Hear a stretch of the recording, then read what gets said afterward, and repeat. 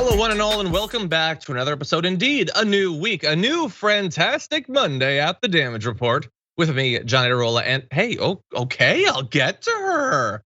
Here's Francesca. How's it going, Francesca? Hello. It's good. I'm fine. Everything's fine. Everything's fine. What pandemic? Zoom out. Her apartment is on fire. Well, no, it's actually cool. So what you need to do is, because we talk about the pandemic and everything, you just need to go to a place where the pandemic doesn't exist. Like I went to Catalina where there isn't a pandemic, I gather, based on what I've seen. But anyway, we're glad to have you here. I know that you've been very busy. The weekends are perversely your busiest time, but you're gonna be even busier in the near future. You've got some events coming up, don't you? Yeah, well, I'm always, being hounded by the Dragon Squad for upcoming comedy dates. And if you do live in the Los Angeles area, I have a date on Thursday, July 29th, a show that I am hosting with my betrothed Matt Lieb, also a comic, super funny. And we're hosting a great show. A lot of comics who you've heard on the Bituation Room podcast, if you have listened to me. But that's gonna be 9 o'clock in Los Feliz at Nosa Restaurant. It's called The Happies. Okay. Tickets are in my bio and Instagram, y'all. So please come through. It's an outdoor show. It is COVID safe. Nice, that's awesome. I'm seeing in the chat hashtag We Are Friends Dark Money. Hell so let's get that going. Anyway, yes. Yes, and obviously there's a new episode of the Betrothed Room available wherever podcasts are that you can listen to. And I'm gonna do my best. I'm gonna keep it. I'm feeling like one of those Mondays where I'm like, I know I've forgotten something crucial. I don't know what it is. It's like the leaving the burner on your oven version of hosting a show. Like there's something missing here. We're gonna find out together what it is. But thank you for being here. Oh, also today is a Monday, which is fantastic. That's true. It's also our Monday subs days, and I can see that Skittlebutt Dragon Rasp just gifted 5 tier 1 subs over on Twitch. So that's a thing you can take part in. But also we have our top 10 lists, and so we decided to do one. We want to give you hope and inspiration, a boost to morale. So we are going to be doing an updated version. 6 months ago we did our predictions for 2021. Now we're going to do, oh dear God, what do we think maybe will happen? Like, is there any hope for anything? So we're gonna give you our thing like that. That's the tone and the way of speaking that we're gonna use. So anyway, thank you everybody for being here. Please hit the like button, share the stream if you haven't already. And as we go through this 90 minutes of news, if you wanna send us comments, tweets, super chats, all that, we'll respond as we go. But that said, Francesca, are you ready to launch into some news? Yes. Okay, let's do it then.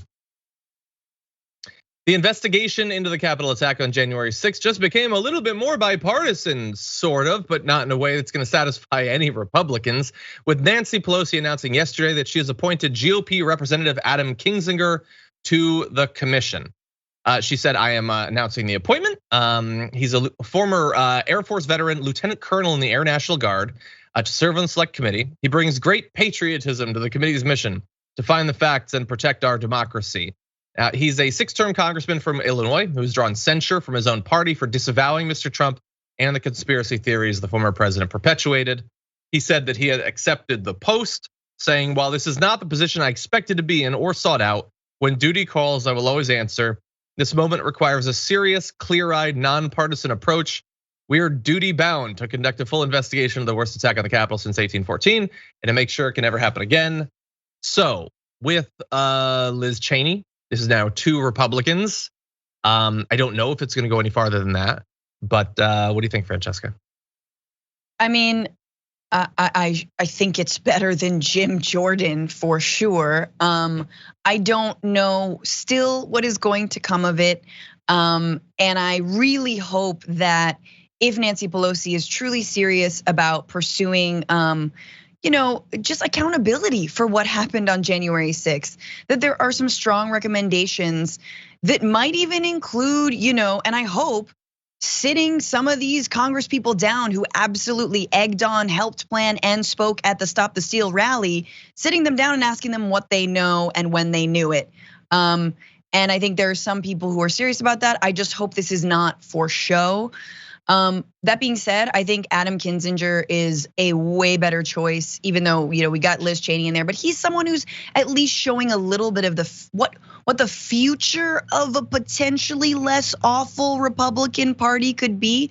Again, I've said this before. I've never been the person who's like, oh, Republicans, we just have to like whisper to their better angels and we can come together. But like, I feel like after January 26th, I'm like, oh yeah, no, I'll take the non-coup mongers. Let's have those guys. Yeah, there's no better angels. There's no angels. There's no angels. Trash. There's like 4 that are good, and that's really about it. And so here, I want to catch you up on the real-time experience that I had over the weekend as I saw this announced. It was like, okay, Pelosi wants to put Kinzinger on, and all the headlines are like, that makes 2 Republicans. And then I thought, well, kind of, but they're not really Republicans, right? And then I thought, wait, isn't that the problem? They're not really Republicans anymore because they didn't agree with the big lie. Like that was all it took for, like he's a real Republican. Liz Cheney is a Cheney. Like Cheney is as far as you can go. They're not even human anymore. They're cybernetic life forms.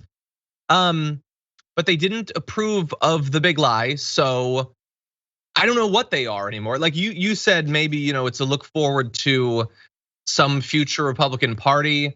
I like the idea of that because that implies that the current version will go away, which that would be great.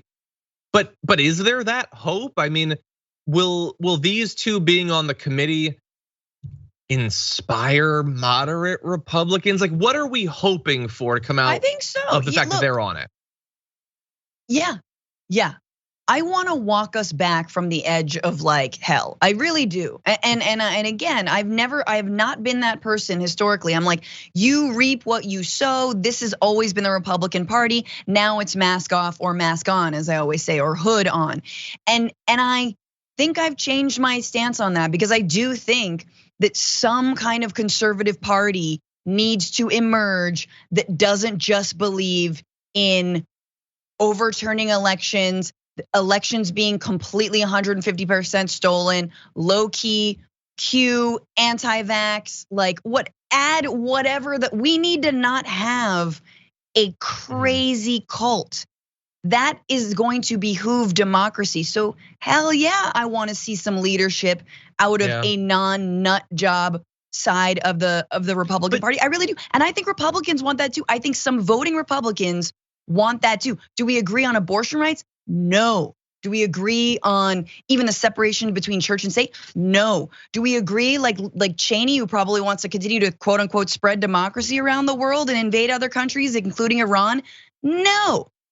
But like, I also don't want, to coup our own nation. Yeah. Isn't it weird how like we're all constantly trying to figure out and reevaluate what the bounds of our let's work together should incorporate. And like, look, I'm gonna keep it real. I have no interest in any of these people. I guess I don't think of myself as generally an absolutist, but I don't trust any of these people. But like, you have some people who'd be like, okay, Liz Cheney and Kinzinger don't approve of the big lie, and they were willing to vote to impeach the president. So that makes them more reasonable. So maybe we can work with them. Other people say, how dare you? No, we should be working with like the Proud Boys and Tucker Carlson. And I just feel like I don't trust any of these people. I don't know why none of them. I don't trust most of the people in elected office who might work with them on the Democratic side, let alone them. But that does leave us in a dark spot. Okay, well, let's separate out those things. You can't just say like, the people who are obviously calling for like, we just need a left wing and a right wing populism, and sure, they don't believe that Black Lives Matter, but that's fine. And like, no, it's not fine. No one's gonna work with the Proud Boys. But I don't think Adam Kinzinger is like whispering to the Proud Boys, right?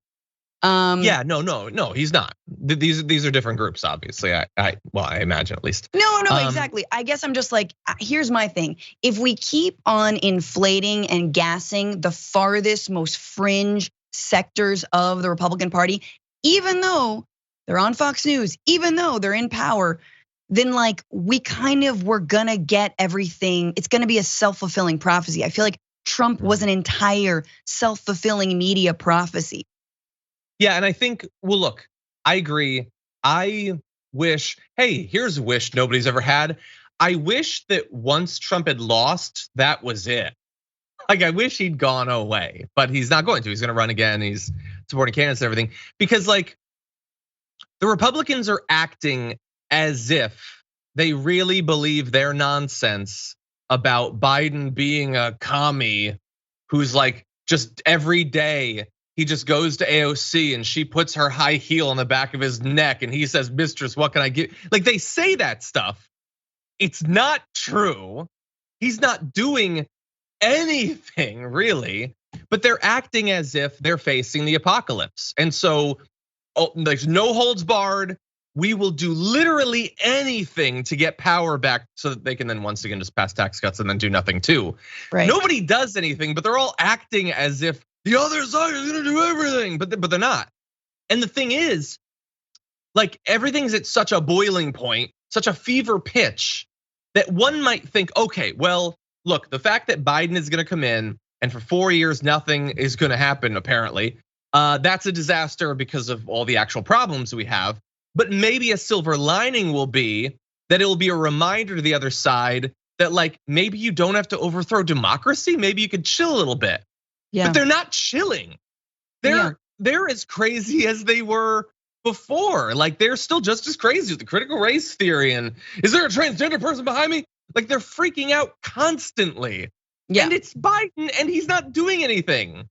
No, and that's why I think the bigger message to Democrats, I mean, what we can do and what I wish Nancy Pelosi does do is support actual Democratic primary challengers who have actual oomph, who have actual progressive, not just progressive, have morals, have values. The only thing that is gonna prevent a far right neo-fascist takeover in earnest is if we fight from the other side with real solutions like healthcare, like an end to climate change, right? Like home care and better education and tuition-free college. These are the ideas that are gonna motivate people. Unions, right? Like promoting, so all the things that are currently being held up by status quo Democrats like, Sinema and Manchin and even folks like Nancy Pelosi, because they consistently put money behind the supposedly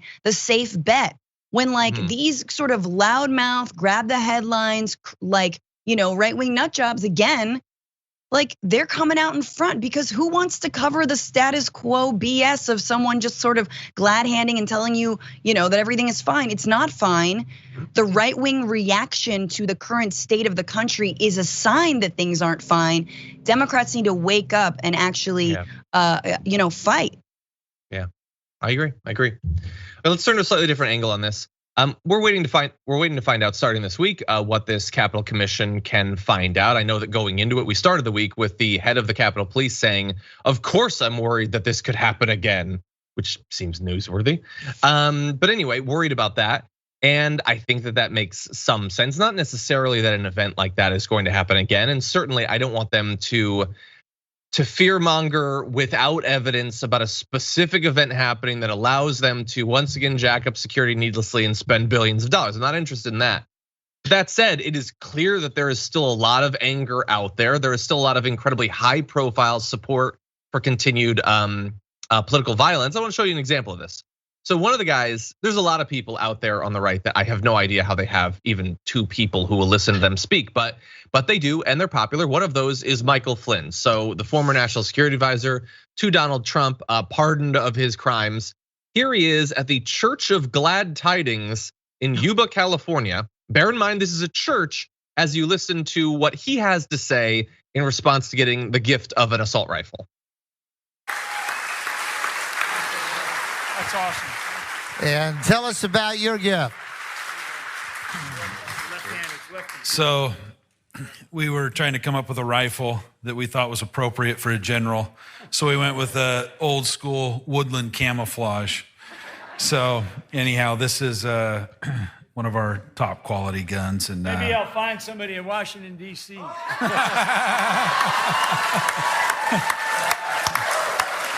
This one's Florida compliant. There you go.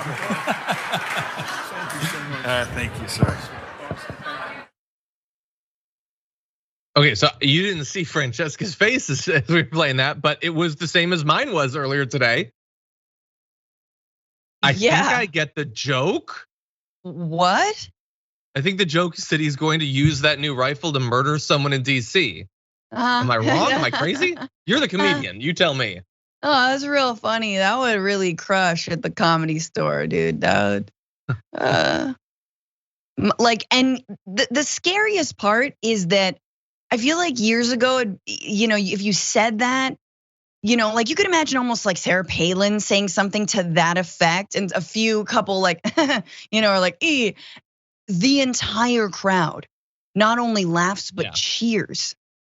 Yeah, the idea of him murdering someone, and not even just like, well, maybe I'll take it to DC. It's I'm gonna find somebody in DC. It's like I don't want you all to have to connect any dots. I'm gonna connect them. Yeah, with bullets. We talked about this just a little bit ago when we talked about January 6th, but it's like it's very difficult because, once again, how are you going to investigate yourself when you were the one doing it, right? It's the call is coming from within the building. Alexandria Ocasio-Cortez and many other Democrats have talked about how they did not know who was in on this and who was not. And clearly, as has been proven, many Congress people and many senators were absolutely okay with what happened on January 6th. If not on the day, then afterwards they've said it is fine. And so when you have people like Lauren Boebert, when you have Marjorie Taylor Greene coming into work every day, it's frightening. And you don't actually fight that in Congress. You fight it in those states, in those counties. I will say, maybe this is part of my silver linings, that it does kind of feel like, when you like in exorcisms, when like they just sort of throw out all the hits, like, guns, trans people, America, these colors don't run. Like you just kind of like that. Maybe I feel like the entire MAGA movement is like exercising all of America's demons, and as it kind of like leaves our body, it's playing all the hits. That's what this moment feels like. Maybe. I think it's more likely that we're just screwed. But I like your version. Let's go for that. Yeah, and this guy's incredibly popular. Oh, by the way, a couple months ago, he called for a Myanmar-style coup in the US, and he's incredibly popular. It's not about him, he's one person, but people want to hear him joke about murdering politicians and overthrowing the US government. So that's cool. Maybe we should have a serious investigation of January 6th. I don't know that we're gonna have that, but we'll be watching. And the testimony is actually gonna start this week. Anyway, with that said, we are gonna take our first break. When we come back, we are gonna dive into COVID and vaccination. And we've done a lot of talk about groups of people that are not getting vaccinated, but I feel like this one's gonna be the scariest group that could not be taking it seriously. We'll have that for you after this.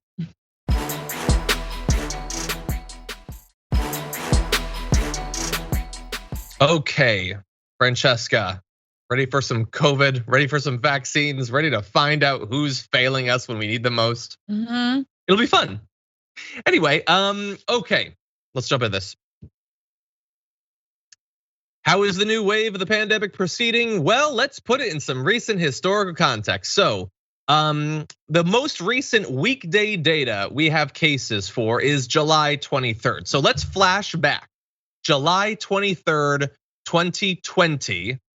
The 7-day average of cases was a bit shy of 66,000. We had just over 70,000 cases. That was at the time what we thought would be the darkest period. Then the winter came and blew it away, but it was pretty bad. Well, this July 23rd, the 7-day average isn't quite as high, but new cases, 82,505. We have more cases this July 23rd than last July 23rd. When we had no vaccines, we barely had tests. Okay, we had tests at that point, but we didn't really know. It is actually worse. Now on the weekend, those numbers did drop down a bit, but we're just hoping that hooks back down. But it could continue away as we have continued to try to let you know. This is not happening evenly all over the country.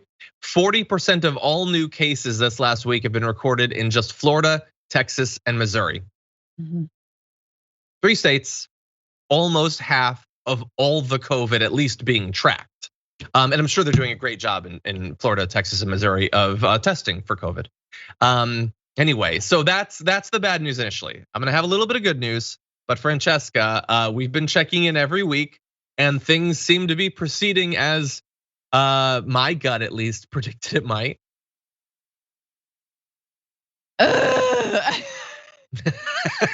That's our segment. It's just just put us in charge. Oh my God. In my dictatorship, we would have stamped this out so long ago. Let's just look to Jacinda Ardern in New Zealand. That's my happy place.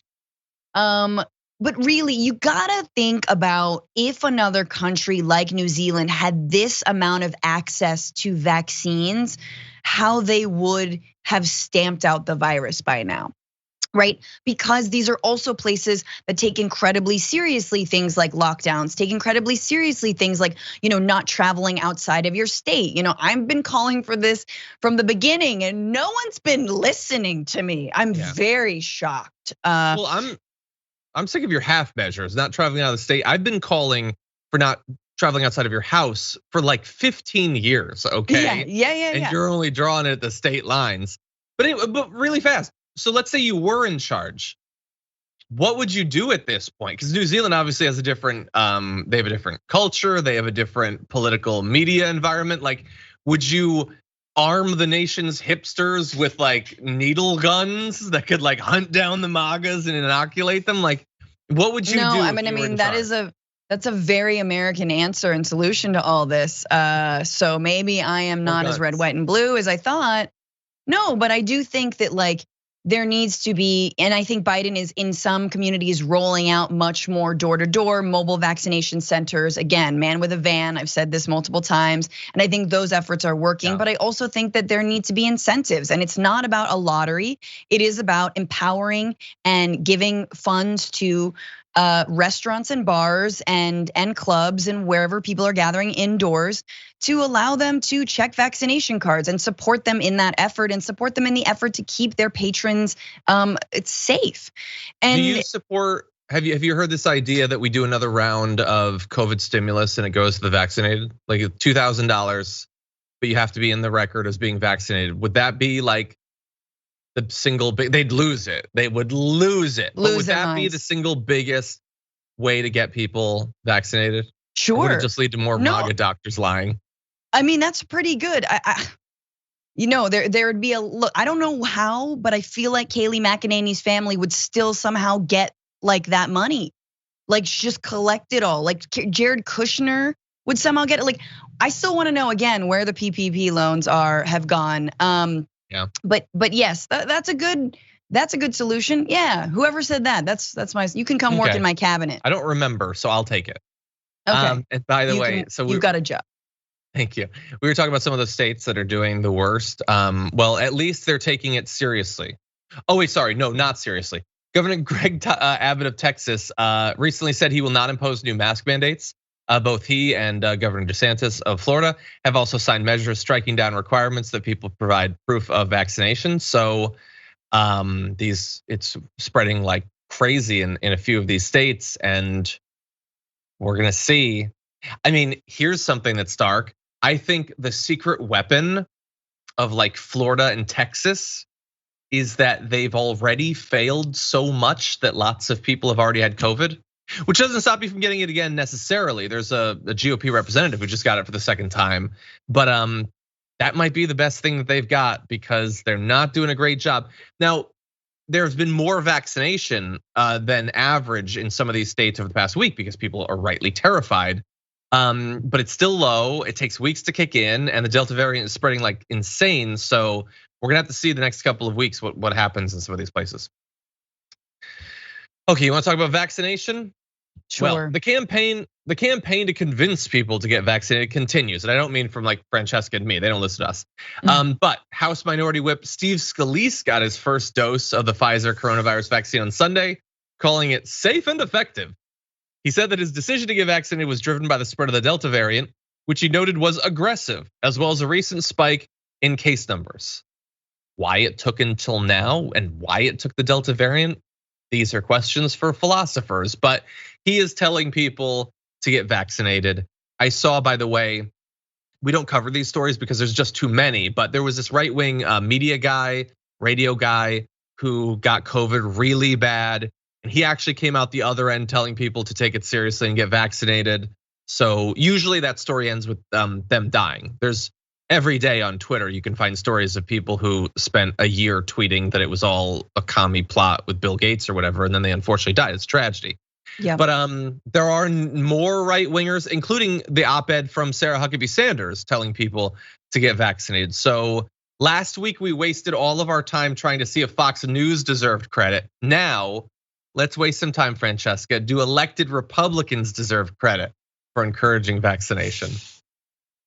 Sure, why not? Yay. I mean, a number of people, like Ron DeSantis has changed his tune about the vaccinations. A lot of people are encouraging, and I think every bit helps. Like, this is good. It will encourage people to get vaccinated, or it'll encourage people to find their favorite YouTuber who is an anti-vax weirdo and support them. I don't know, but it is. You're talking earlier about fiction. Yeah, real life is absolutely stranger than fiction. You can't make this stuff up. You cannot write this. You could not imagine like a once in a lifetime or 5 lifetimes pandemic like coming through and then having it immediately be politicized and then having your social fabric and your intellectual fabric so tattered that nobody even believes reality anymore, especially because an entire party just told a bunch of people not to believe reality when it comes to elections and when it comes to the vote count. Numbers aren't numbers anymore, so why should we believe COVID numbers? I mean, and now they want to change their tune?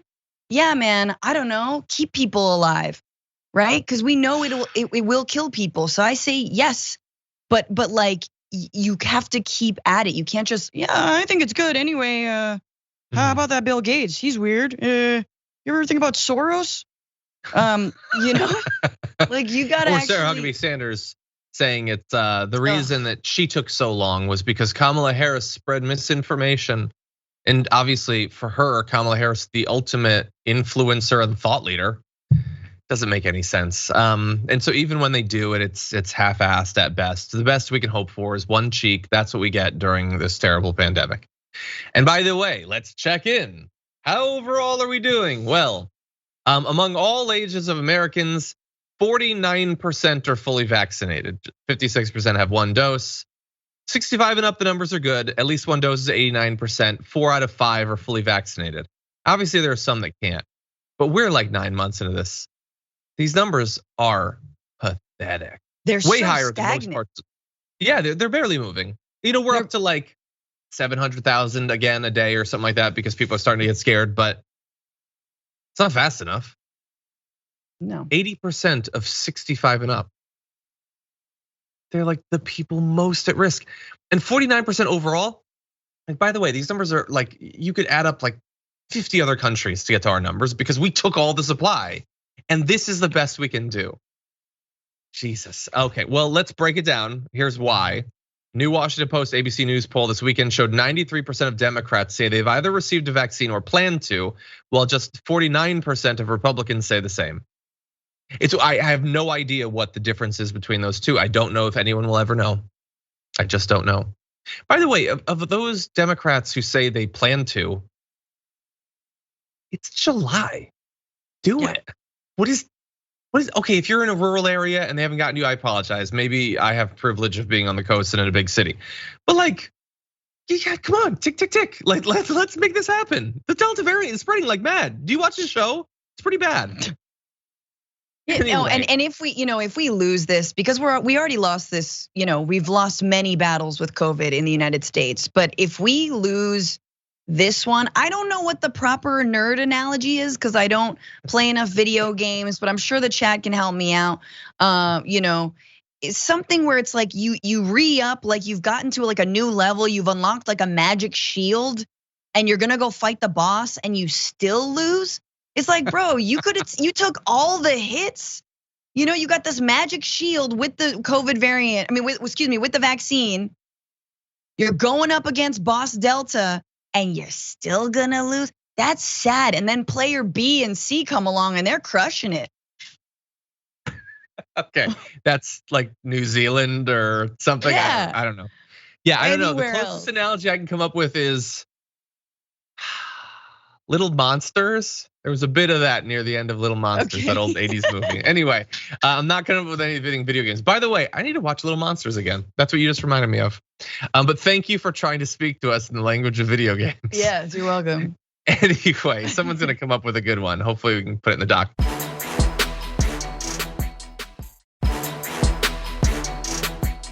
Okay, let's go to one last little bit in here. This blew my mind. Okay. Oh, we don't have a thing to decide. Sorry, that's my bad. Like all waiting, like serious. Anyway. Yeah. I know that you're probably sick by now of stories about X group hasn't gotten vaccinated. Like, I don't know, people in a particular state or people who voted a certain way. Okay, but that said, this one is not okay. Here's the headline I saw. This is coming from a ProPublica report. Many elder care workers still refuse to get COVID-19 vaccine. Their whole thing is working with old people. How is it optional? Not her in particular. I think she's vaccinated, but your whole deal is, you know what I want to do with my life? Stop old people from dying needlessly. You gonna take the vaccine? Nah, that's commie stuff. I don't understand it. I don't understand it. You've never worked with old people. I don't know how much empathy you got left after working with them. Maybe you're like, you know what? We could speed this up a little bit. I'm obviously joking. That's terrible. And yes, they should be vaccinated. It should be a requirement. If you're working in elder care, you should be vaccinated. I'm sorry. Yeah, I think to be fair, like we they have to take a lot of medicines, these old people. We stick them full of all sorts of things. I would hand out the needles to the old people, and if they think one of their nurses hasn't been vaccinated, stick them. You get to stick them, whatever. You're old, you've earned it. Give them a couple sticks just to make sure. Anyway, don't do that. Don't double stick a nurse. Anyway, okay, so here's how serious it is. And it's serious both for the residents, but also let's bear in mind, it was very serious for people working in this field. In the US, COVID killed more than 133,000 residents and nearly 2,000 staff members between May 31st and this July 4th, according to the Centers for Medicare and Medicaid Services report. The true toll is thought to be even higher as data gathering lagged in the early months of the crisis. Like imagine not just hearing, okay, hey, by the way, if you get these germs, you're gonna pass them to that 95-year-old and they're gonna die. How about this? Your industry lost thousands of people. Like if YouTube hosts were getting wiped out via COVID, and I was just like, I think I'm good. That's really irresponsible right there. But that said, 7 months after the first vaccines became available to medical professionals, and bear in mind, medical professionals in this sort of field were among the first people in the country to get access to it. Only 59% of staff at the nation's nursing homes and other long-term care facilities are fully or partially vaccinated. The overall numbers for partial vaccination in the US are 59%. They're not even beating the average. 8 states report an average rate of less than half.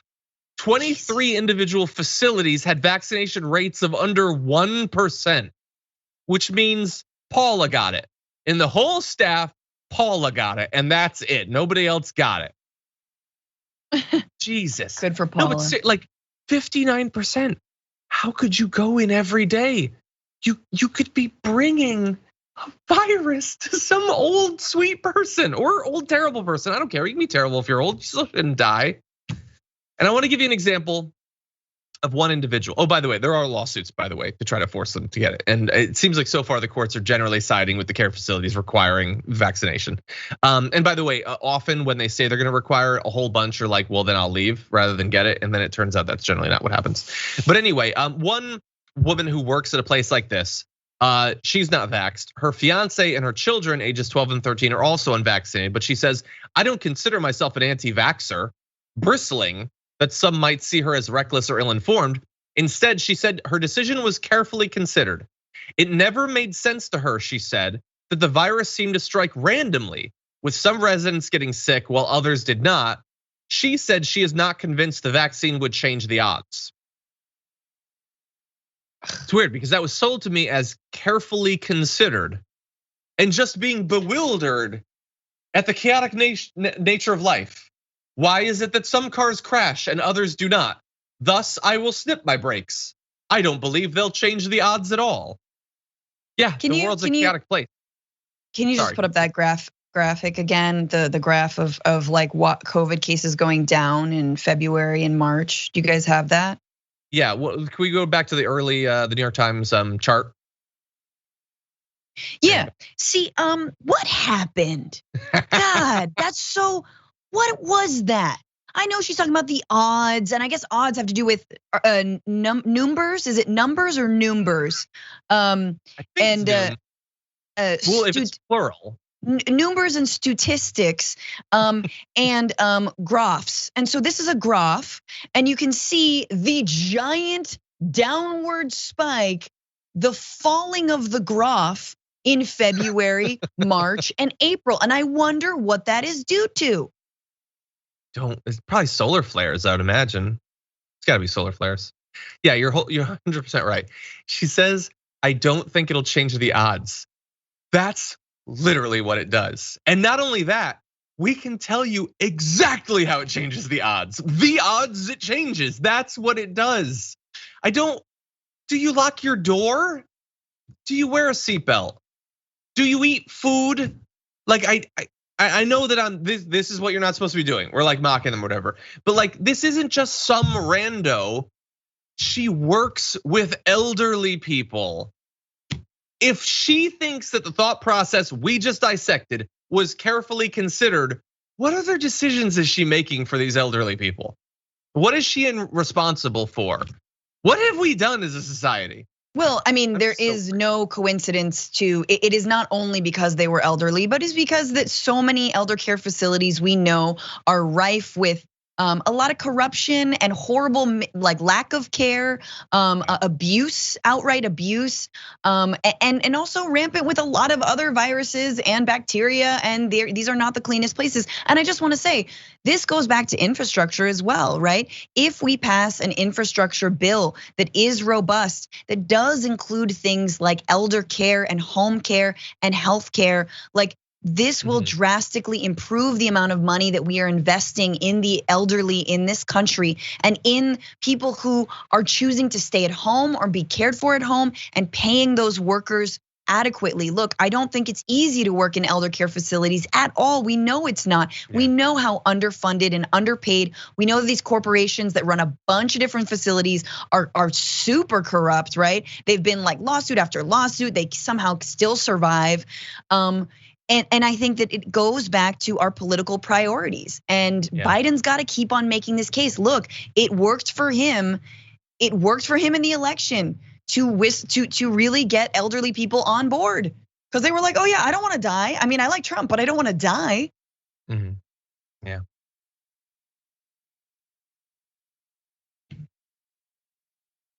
We're gonna take a break. When we come back, we're going to engage with some of those who have gotten us in this position and who'd like to. The absolutely insane, spreading crazy misinformation, and a bit of strike back from the community coming up after this.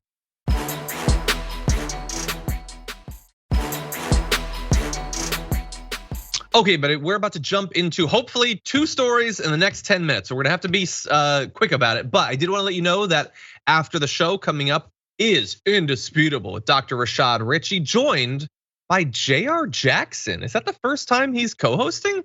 But anyway, that's coming up, and Brad Palumbo will be on for debate. That's available at youtube.com/indisputable TYT. I don't know why I'm telling you. Everybody's already watching it, but if you haven't, give it a try. He's awesome. His team is awesome. Go watch a show. Also, another heads up that coming up this Thursday at 12 p.m. Pacific time, 3 p.m. Eastern time will be our Tier 3 member live Q&A. So if you become a member at Tier 3 on YouTube, you can hang out, chat. We talk politics. We talk lots of stuff that's not politics. It's like mostly not politics, but it's a lot of fun. You can come hang out with us. That said, why don't we see if we can do both of these with what remains of the hour?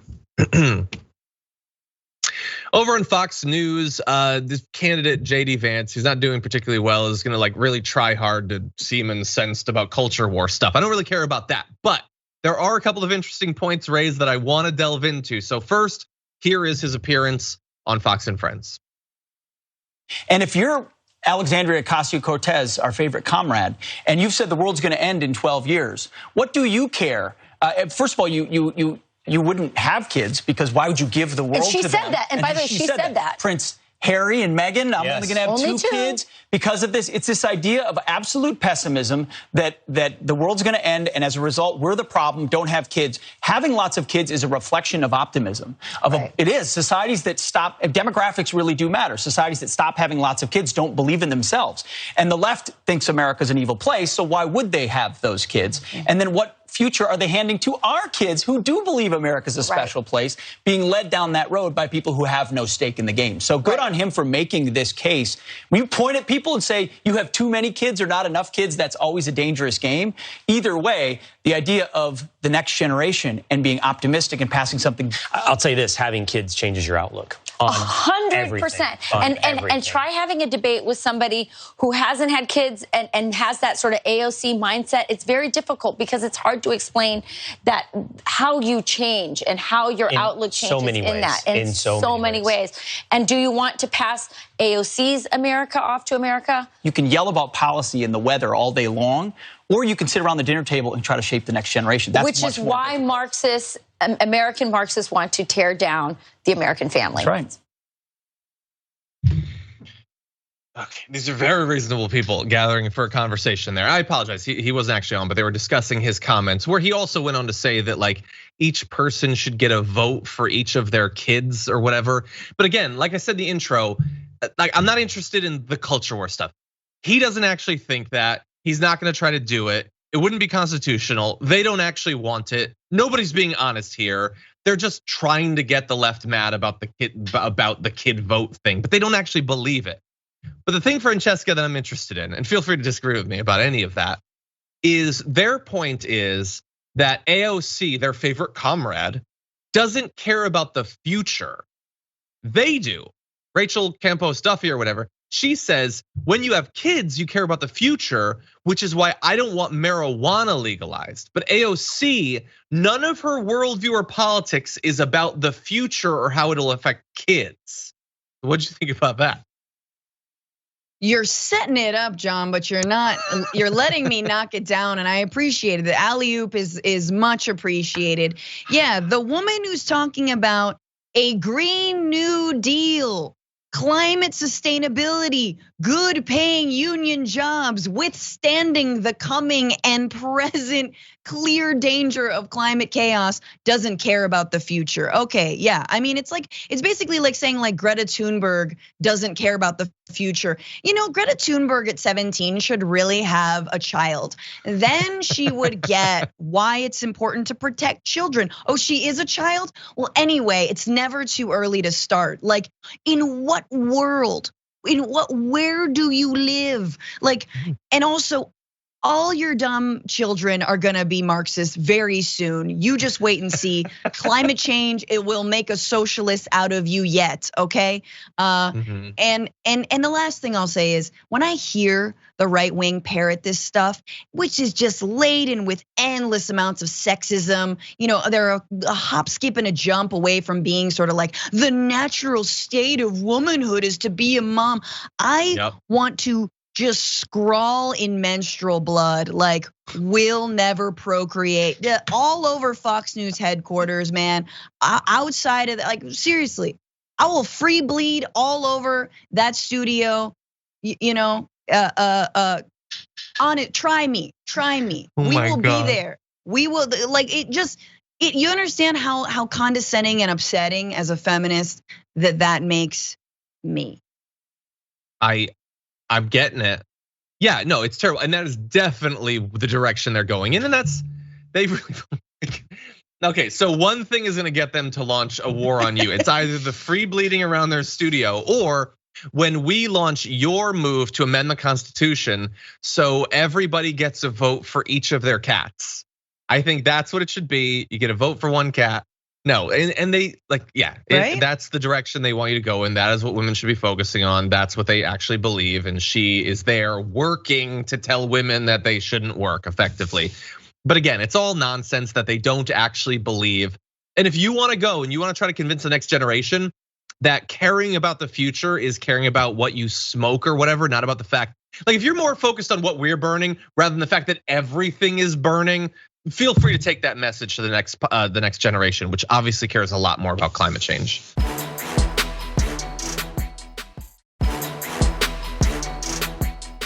We only have a few minutes to jump into this, so Tucker Carlson had a tense interaction over the past couple of days. Here's what happened. I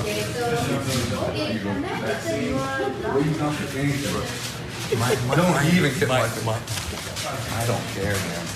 Dude, you are the worst human being known to mankind. I want you to know that what you have done to this state, to the United States, to everything else in this world. I don't care that your daughter's here. What you have done to people's families, what you have done to everybody else in this world. Son, don't call me son. One. Okay, so that is Dan Bailey, who went up to Tucker Carlson to tell him he's the worst human being in America. Now, I'm gonna let you go first. Francesca, what do you think about that interaction and the way that Tucker appeared to handle it in real time? Hilarious. I mean, I think it's funny that he would dare say that his daughter is there. Yeah, all the children that are in the room when you spew your vitriol and your anti-science BS, like, and your replacement theory and your anti-trans hatred. Like, yeah, there's a lot of kids in the room listening to you talk. You are infecting and influencing them every single day. So, Dan, I love you. You're amazing. I love this plaid on plaid clash. I want to see it happen. Just the aesthetic. I want to see that happen more often. I said this on the Bitchuation pod, and I will say it here. I do think a strategy that I would have used, which would have been going up to him and being like, "Oh my God, I'm such a fan. Can we take a selfie?" And then get close and be like, "Wait a minute, you're vaccinated, right?" And he would have been like, "It'd be like the Matt Gaetz thing, kind of." Yeah, I think you're right. Look, we sometimes disagree on stuff like this in that I generally prefer less of this stuff to happen. Not because I believe that our politics has to be super polite. I just don't think that people should talk to each other in public. I think we should stop that in all cases. But that said, his thing where it's like, daughter's with me. I'd be like, dude, do you not think that your daughter eventually is gonna figure out who you are and what people think of you? That's gonna happen, buddy. She's gonna know who you are. And maybe you can like shelter her enough that she'll be conservative or whatever, but it's probably not gonna work out that way. She's probably gonna figure out what you spent the pandemic doing. All that video's around. And I get that you just wanna hold off on that until someday when you look in her eyes and you see reflected in those eyes a knowledge of who you actually are. That is gonna be a dark moment for you, but understand that it is much deserved. But anyway, yeah. What the craziest thing about this entire story is that this took place in Dan Bailey's fly shop. That guy's Dan Bailey, and the fly shop said he's not affiliated with us. He just happens to have the same name. How is that possible? That's crazier than anything having to do with Tucker Carlson. I think he's now the owner of the fly shop. I think you take over. I think that's what happens. If you own Tucker Carlson in any public space or private space, that space automatically is gifted to you. Yeah. Okay. Well, unfortunately, that's all the time we have for Tucker Carlson. And for the first hour, thank you to the listening audience. If you're on Twitch or on YouTube, we got a lot more news coming for you. Short break, and we'll be back after this.